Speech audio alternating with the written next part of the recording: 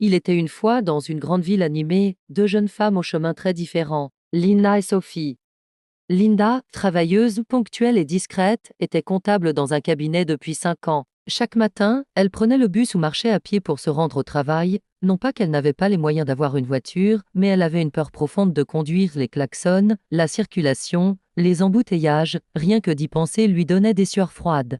Sophie, quant à elle, était son opposé, elle ne travaillait pas vraiment, vivait de petits arrangements, de promesses floues, de réseaux sociaux et parfois de la générosité de certains hommes. Elle aimait l'apparence du luxe, habillée avec soin, maquillée comme une star, et récemment, elle s'était offerte une voiture dernier cri. Elle paradait fièrement dans le quartier, musique à fond, lunettes de soleil sur le nez, pour beaucoup, elle était un exemple de réussite.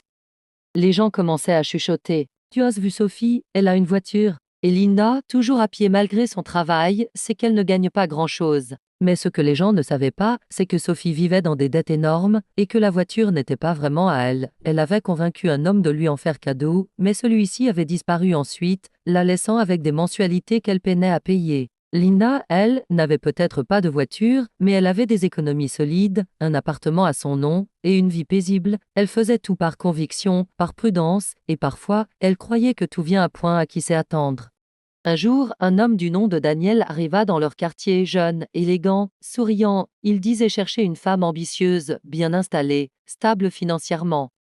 Il rencontra d'abord Sophie, elle était rayonnante, parfumée, en robe de marque, sa voiture garée juste derrière elle brillait au soleil, elle souriait à pleines dents. Daniel fut immédiatement impressionné. « Tu travailles dans quoi ?» demanda-t-il. « Je fais dans les affaires en ligne, tu vois, je suis très indépendante, répondit-elle. Ils échangèrent leurs contacts, pendant quelques jours, ils se fréquentèrent, mais très vite, Daniel découvrit la vérité. Sophie vivait à crédit, avait changé 3 fois de colocataire en 2 mois, et passait ses journées à éviter les appels des huissiers.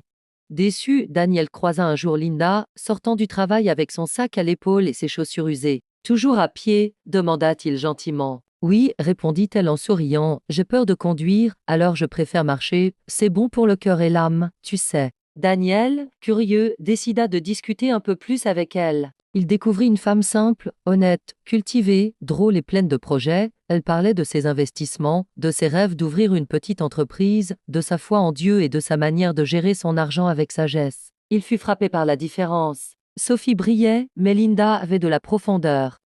Daniel mit fin à sa relation avec Sophie. Ce jour-là, Sophie éclata de colère. « Tu préfères cette fille sans voiture, sans glamour, sans style ?» « Oui, répondit-il simplement, parce qu'hélas que toi tu n'as pas des racines. » Il se tourna vers Linda, et lui dit « J'étais venu chercher une femme bien installée, et je me rends compte que la stabilité